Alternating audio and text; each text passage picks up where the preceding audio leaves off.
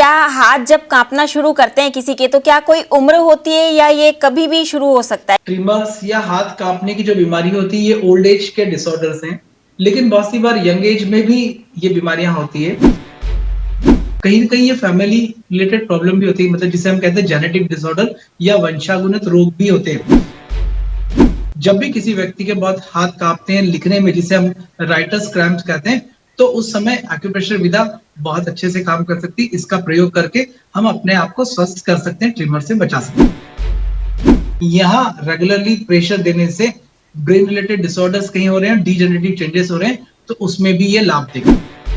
नमस्कार, D5 channel Hindi देख रहे दर्शकों का मैं वंदना स्वागत करती हूं। आज एक बार फिर हम जुड़े हुए हैं एक्यूप्रेशर एक्यूपंक्चर के स्पेशलिस्ट डॉक्टर A.K. जैन से। डॉक्टर जैन, आपका बहुत बहुत स्वागत है हमारे इस प्रोग्राम में। Thank you very much ma'am. आज हम बात करेंगे हाथों के कांपने की। तो क्या हाथ जब कांपना शुरू करते हैं किसी के, तो क्या कोई उम्र होती है या ये कभी भी शुरू हो सकता है किसी को भी?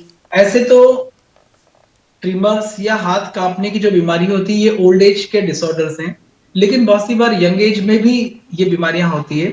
और इसका जो मुख्य कारण है, ओल्ड एज में कहीं ना कहीं हार्मोनल चेंजेस हो सकते हैं, ब्रेन के अंदर डिजेनरेटिव डिसऑर्डर्स होते हैं, या इसे हम कहते हैं न्यूरोलॉजिकल डिसऑर्डर्स होते हैं। लेकिन इन दिनों में ये डिसऑर्डर्स जो है, हाथ कांपना, ट्रेमर करना, हाथ शेक होना, यंगस्टर्स में भी होने लगा है। और इसके बहुत सारे कारण हो सकते हैं, जैसा कि मैंने कहा, न्यूरोलॉजिकल डिसऑर्डर्स हो सकते हैं, हार्मोनल डिसऑर्डर्स होते हैं, कहीं ना कहीं ये फैमिली रिलेटेड प्रॉब्लम भी होती है, मतलब जिसे हम कहते हैं जेनेटिक डिसऑर्डर या वंशानुगत रोग भी होते हैं। और पार्किंसन में सबसे ज्यादा हाथ कांपते हैं, पूरी बॉडी कांपने लगती है और धीरे धीरे स्टिफ होने लगते हैं, और धीरे धीरे व्यक्ति का ये फोर्स बढ़ते लगता है। लेकिन एक्यूप्रेशर के माध्यम से पार्किंसन में जब ट्रिमर्स हो रहे हैं, हाथ कांप रहे हैं, या सामान्य रूप से जब भी किसी व्यक्ति के बहुत हाथ कांपते हैं लिखने में, जिसे हम राइटर्स क्रैम्प्स कहते हैं, तो उस समय एक्यूप्रेशर विधा बहुत अच्छे से काम कर सकती है। इसका प्रयोग करके हम अपने आप को स्वस्थ कर सकते हैं, ट्रिमर से बचा सकते हैं। इसके लिए किन पॉइंट्स को दबाना चाहिए? बहुत सिंपल छोटे छोटे पॉइंट्स हमारे पास हैं, और हम कहते हैं कि हमारे शरीर में असंख्य पॉइंट्स हैं। और हर व्यक्ति जब भी हमारे चैनल्स को देखता होगा, उसके मन में बहुत सारे विचार आते होंगे कि आज हाथ की कलाई पर ये जो पॉइंट बताया गया, किसी बुक में अलग मिल रहा है, किसी बुक में अलग, लेकिन ऐसा नहीं। इन पॉइंट्स में बहुत सारी समानता जो है WHO के एविडेंस के आधार पर है, और हम यहाँ अपने दर्शकों को जितने भी पॉइंट्स बताते हैं, वो सारे पॉइंट्स कहीं ना कहीं ऑथेंटिक पॉइंट्स होते हैं, ऑथेंटिक टेक्स्ट बुक के रेफरेंसेस से लिए होते हैं, और बहुत सारे हमारे रिसर्च के माध्यम से इन पॉइंट्स को लिए गया है। तो मैं अपने दर्शकों को बताऊंगा कि जब भी आप इन पॉइंट्स को दबाते हैं, तो सही तरीके से सही जगह पे दबाइए, आपको बहुत लाभ मिलेगा। तो यहाँ पार्किंसन डिसऑर्डर्स के लिए कुछ छोटे छोटे पॉइंट्स का भी उपयोग कर सकते हैं ट्रिमर्स के लिए। तो पहले हम राइटर्स ट्रिमर्स की बात करते हैं कि जब किसी का हाथ लिखने में बहुत कांपता है, बहुत शेक करता है, तो आपको कैसे समझ में आएगा। उसके लिए आप जब भी लिख रहे हैं, आपको लग रहा है कि लिखते लिखते आपका हाथ हिलने लगता है, कांपने लगता है, और आपकी राइटिंग खराब होती है। सम टाइम हमने हाथ को ऐसे रखा, और हाथ रखने के बाद इस तरह से जो हिल रहा है, तो दिस इज साइन कि ये कहीं ना कहीं हाथ हिल रहे हैं, कांप रहे हैं, ट्रिमर्स हो रहे हैं। तो ये एक साइन है कि कहीं ना कहीं इंटरनल न्यूरोलॉजिकल चेंजेस हमारी बॉडी में कहीं आ रहे हैं।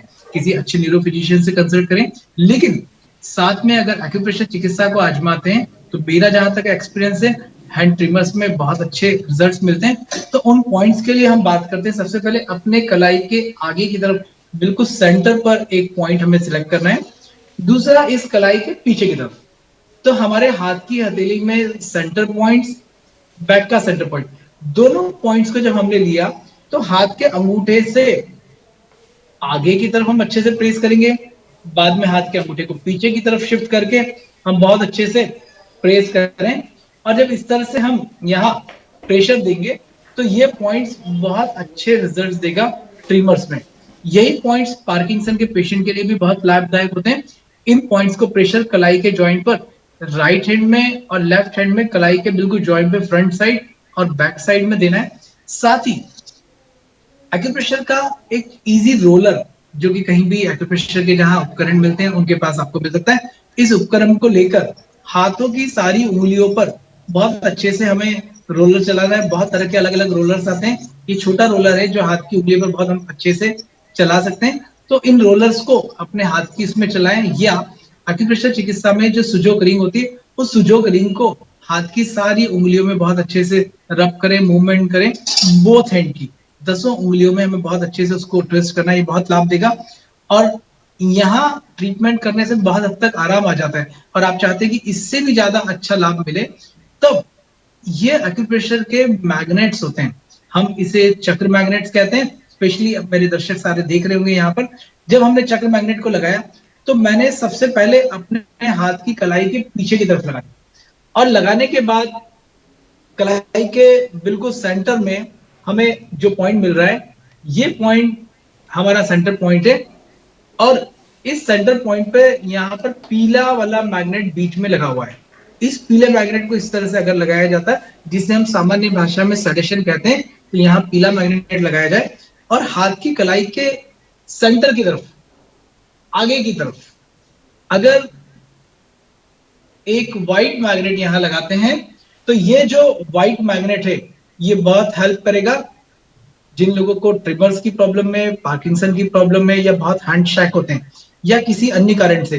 तो राइट हैंड, लेफ्ट हैंड दोनों तरफ आगे की तरफ व्हाइट मैग्नेट, पीछे की तरफ येलो मैग्नेट लगाएं, ये ट्रिमर्स को ठीक करने का बहुत अच्छा माध्यम है। साथ ही जितनी भी उंगलियां हैं, हर उंगली के जॉइंट्स पर सेंटर में आगे और पीछे खूब अच्छे से एक एक फिंगर के जॉइंट्स पर एक एक मिनट अच्छे से दबाव दे, सारी फिंगर्स के जॉइंट्स पर रेगुलरली।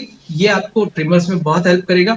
दूसरा हम बात करते हैं कि ये जो ट्रिमर्स होता है, इसका मुख्य फोकस जो होता है, वो बिंदु होता है, वो हमारा ब्रेन, और ये क्रिटिकल न्यूरोलॉजिकल डिसऑर्डर्स है। अपने कान के पीछे वाले हिस्से पर, मतलब ईयर लोब को बहुत अच्छे से रेगुलरली मसाज करनी है।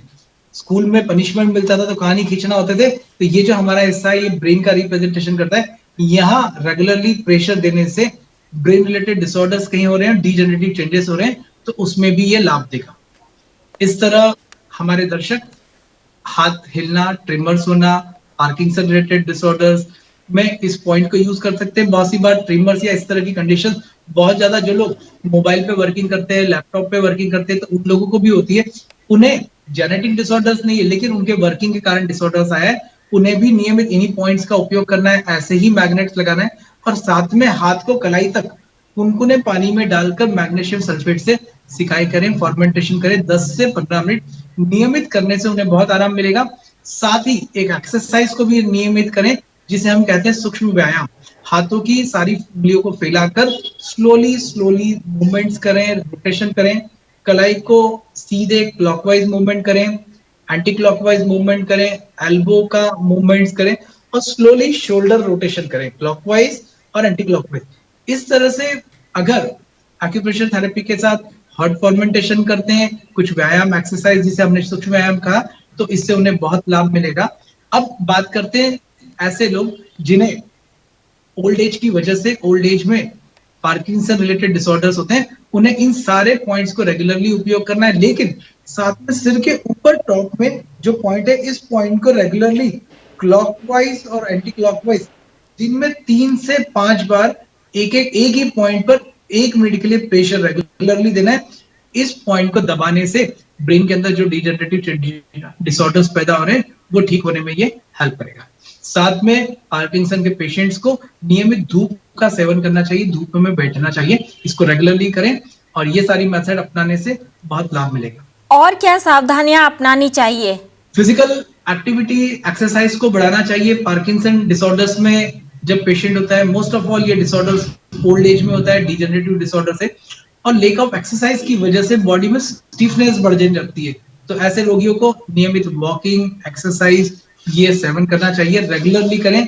ठंड के दिन है अभी, रेगुलरली धूप में बैठ के हल्के हाथ से सरसों के तेल की पूरी बॉडी पर मसाज करें, और नियमित धूप का सेवन करें। तो ये सब प्रक्रियाएं करने से पार्किंसन डिसऑर्डर्स में हेल्प मिल सकती है। पार्किंसन जिनको होती है, कई मरीज तो ऐसे होते हैं कि वो बेड से उठ भी नहीं पाते हैं, चल भी नहीं पाते हैं, तो ऐसे में आप उन्हें क्या सलाह देंगे?